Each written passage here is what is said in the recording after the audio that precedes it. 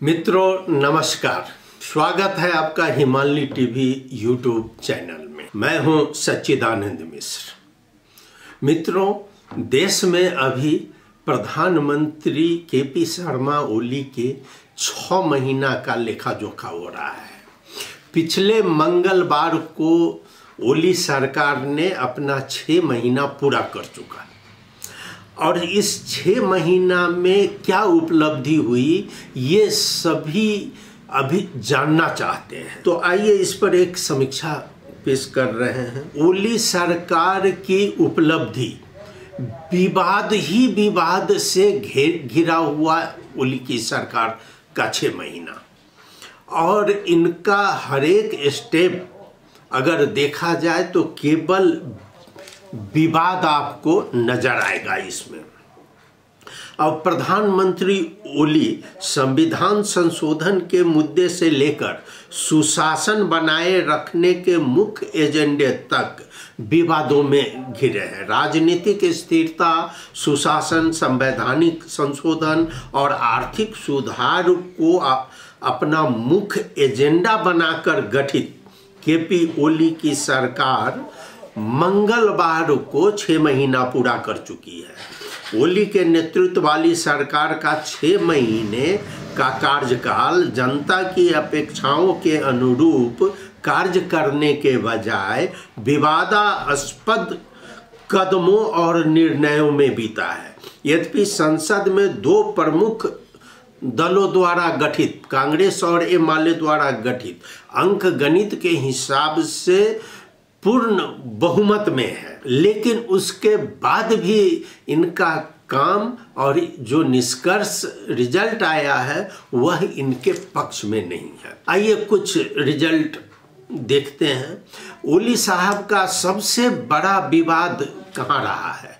तो अभी एक ही दिन मैं अगर बता दूं तो 21 दिसंबर को ओली साहब ने अपने पार्टी में एक कार्यपत्र प्रतिवेदन कहा जाए वह पेश किया। अगर प्रतिवेदन को उल्टाकर हम देखते हैं तो पूरा प्रतिवेदन में भारत का जिक्र किया गया है जो भारत के पक्ष में नहीं है। यानी कि इन्होंने हम खुश करने की कोशिश की है एमआलए कार्यकर्ता को जो भारत का विरोध करके और लोगों को अपने अंदर अपने प्रति आकर्षित करना चाहे हैं। मैं बताता हूं आपको, प्रधानमंत्री और यूएमएल अध्यक्ष केपी शर्मा ओली द्वारा 21 दिसंबर को केंद्रीय समिति की बैठक में प्रस्तुत की गई लंबी राजनीतिक रिपोर्ट में कई स्थानों पर राष्ट्रीय हित, आत्मसम्मान, राष्ट्रीय मनोबल, भू राजनीति और संतुलित विदेशी संबंध का जिक्र किया गया है और ऐसे शब्दों से करीब 2100 शब्दों से इसको भरा गया है। रिपोर्ट में उल्लेखित विदेशी संबंध और राष्ट्रीय हित के मुद्दे असंतुलित हैं। कुछ विषय तो अप्राकृतिक है। ओली साहब दक्षिण एशिया में भारत की भूमिका और ताइवान में अमेरिका की भूमिका की कड़ी आलोचना किए हैं और उन्होंने बार बार बांग्लादेश की घटना का जिक्र किया है और उनका मानना था कि दिखाना था कि बांग्लादेश में भारत को बहुत बड़ा पराजय की ओर दिखना पड़ा है और उसका जिम्मेदार फिर वो अमेरिका को ठहराए हैं और हमेशा हर जगह ताइवान में भी अमेरिका और यहाँ भी भारत का जिक्र वो बार बार करते आए हैं। तो इस हिसाब से अगर देखा जाए तो केवल यह राजनीतिक प्रतिवेदन ही नहीं, यह भारत विरोधी प्रतिवेदन, यानी कि इनका कार्यकाल देखा जाए तो 6 महीना में तो भारत के विरुद्ध एक कुचक्र रचने का, एक चक्रव्यूह रचने का काम इन्होंने 6 महीना में किया है। लेकिन कुछ सुधारोन्मुख काम की ओर इनका प्रयास जरूर हुआ है। आपको हम बता दें कि कुछ दिन पहले ही यह बात सामने आई थी कि प्रधानमंत्री केपी शर्मा ओली और नेपाल सरकार के सचिवों के बीच मजाकिया नोकझोंक हुई थी। प्रधानमंत्री ने क्या किया, सभी सचिव का बैठक बुलाया। उनको भी एहसास हो रहा है कि उनकी सरकार ठीक से नहीं काम कर रही है, इसलिए उन्होंने सचिव का बैठक बुलाकर और वहां प्रश्न किया कि आखिर प्रभावी ढंग से क्यों काम नहीं हो रहे हैं, इसके लिए कौन जिम्मेदार है, आप लोग क्यों काम नहीं कर रहे हैं। अब जवाब में भी सचिवों ने अपनी शिकायत दर्ज कराई।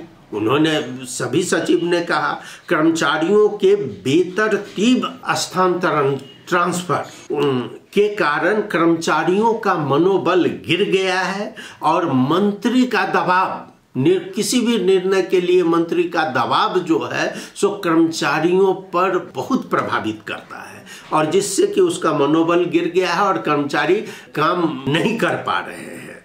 अब ये इतना ही जवाब जो सचिव ने दिया, इस पर प्रधानमंत्री भी कहाँ कम थे। वो तो सीधे समझे कि अब ये राजनीतिक व्यक्ति पर यह आरोप लगा रहा है सचिव लोग, तो उन्होंने एकदम व्यंग्यात्मक लहजे में सभी सचिव को एक बात कही कि क्या आप लोग समझते हैं कि हम लोग अपना टाउ को, मतलब ये सर हेड, अपने घर में छोड़ के तब ऑफिस में आते हैं। यानी कि ये बिल्कुल ही बताया जाए तो इसका मतलब यह है कि उन्होंने साफ कहा कि क्या आप लोग हमको मूर्ख समझ रहे हैं। चाहे राजनीतिक व्यक्ति जो है सो वह मूर्ख होता है। ये जवाब था सचिवों के प्रति। अब खैर जो भी हो, ये नौकरशाही और ये राज्य के बीच अच्छा संबंध होना चाहिए, जो कि नहीं दिखा रहा है। अब हम आपको इनके कार्यकाल का अगर जिक्र करते हैं तो एक पूर्व मुख्य सचिव विमल कोइराला का कहना है कि ऐसा प्रतीत नहीं होता है कि सरकार सेवा वितरण को सुव्यवस्थित करने और नागरिकों की परेशानी को कम करने के लिए काम कर रही है। ये पूर्व मुख्य सचिव का कहना है। प्रधानमंत्री और मंत्री केवल निर्देशन दे रहे हैं और ऐसा लगता है कि सेवा वितरण को प्रभावी बनाने और उन्हें नागरिक केंद्रित बनाने के लिए अधिनियमों, कानूनों और दिशा निर्देशों को सरल बनाने पर कोई काम नहीं किया जा रहा है।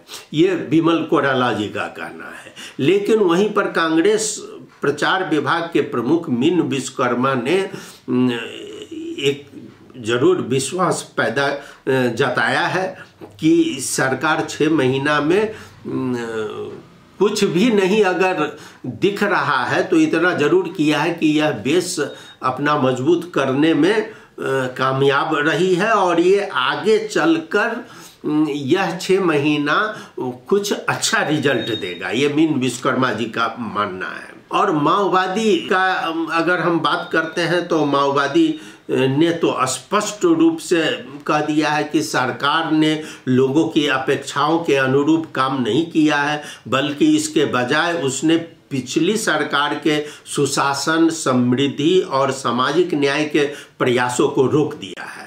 उनका यह कथन है कि सरकार 6 महीने पहले आधी रात को सुशासन को रोकने के लिए बनाई गई थी, इसकी पुष्टि हो गई है। यह प्रचंड के नेतृत्व वाली सरकार अनुशासन, समृद्धि और सामाजिक न्याय की दिशा में काम कर रही थी। उसके विरुद्ध यह सरकार काम कर रही है, जो कि माओवादी के मुख्य सचेतक हितराज पांडे का आरोप है। हितराज पांडे ने कहा, पिछली सरकार भ्रष्टाचार के खिलाफ एक मजबूत अभियान चला रही थी और इन घटनाओं से यह बात पुख्ता हो गई है कि यह सरकार भ्रष्टाचार को रोकने के लिए नहीं बनी है। अब और का आरोप है कि संसद की उपेक्षा और अध्यादेशों का प्रयोग, आपको बता दें कि अभी पिछले सोमवार को राष्ट्रपति ने 4 अध्यादेश पारित किया है। तो सांसदों का आरोप है कि यह अध्यादेश संसद को धोखा देकर उसको छल कर तब पास करवाया गया है, क्योंकि अध्यादेश को संसद में पास करवाना था, संसद में उस पर विचार विमर्श करना था। हाँ, यह बात है कुछ हद तक है कि इस अध्यादेश को संसद में ले जाना चाहिए, लेकिन जल्दी काम करने के लिए अध्यादेश कभी कभी जरूरी हो जाता है। लेकिन अध्यादेश इन्होंने 4 अध्यादेश पास करवा लिया है। इनका एक और काम है कि सहकारी रकम के गबन की जांच में राजनीतिक पूर्वाग्रह।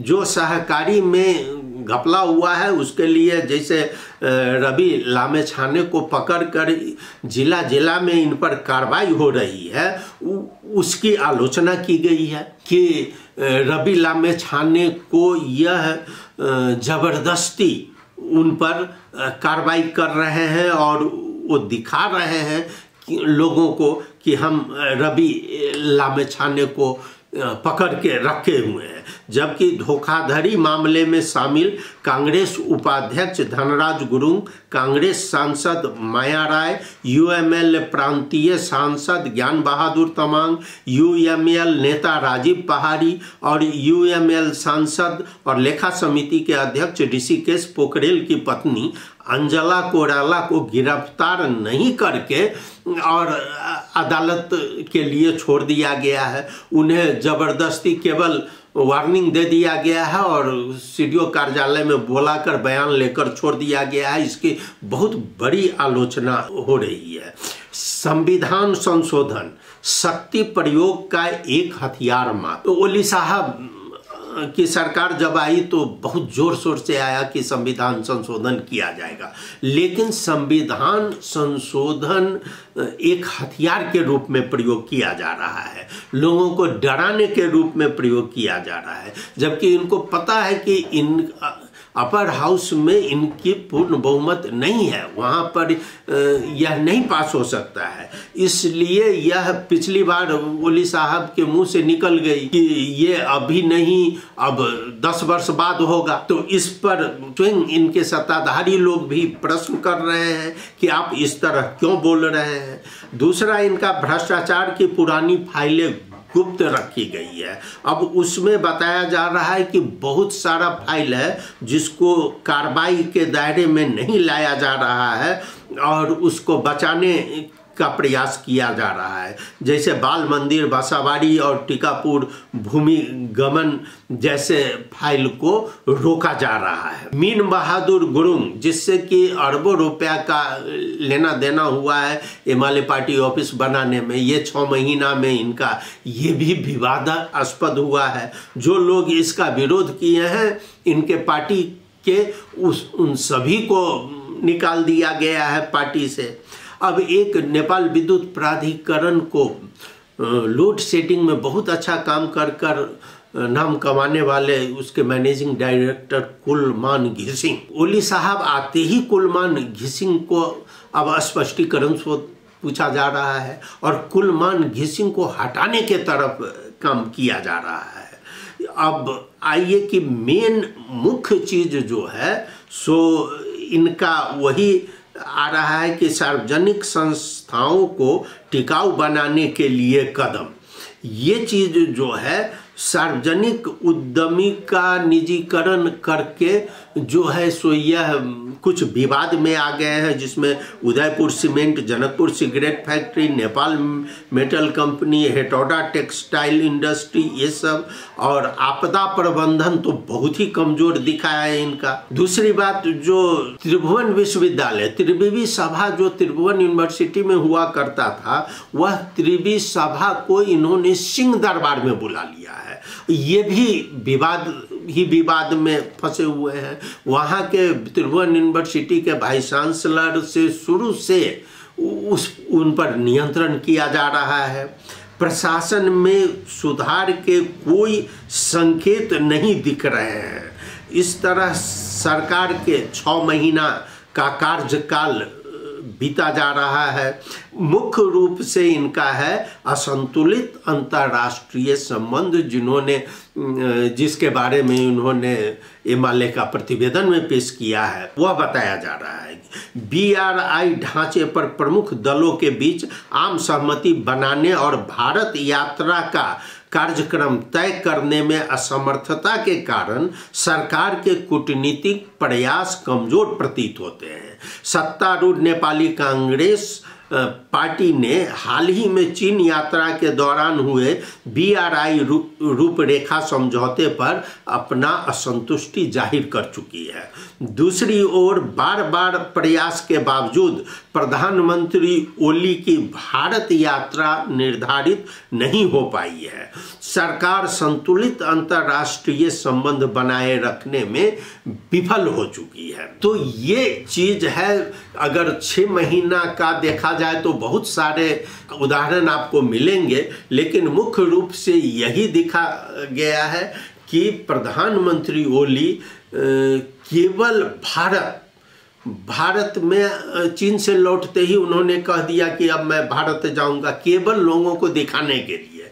लेकिन ये कोई चीज में सफल नहीं हो पा रहे हैं। पार्टी में इन्होंने भारत के खिलाफ आग उगला है, तो ये इसी से इनकी सरकार ज्यादा विवादित दिखी है और बहुत ही विवादों के घेरे में इनका 6 महीना बीता है। मित्रों, मैं ओली सरकार पर ये 6 महीना की बात का कुछ सारांश पेश किया। आपने सुना, आपको कैसा लगा जरूर अपनी प्रतिक्रिया से अवगत करावें। आपने सुना, बहुत बहुत धन्यवाद। नमस्कार।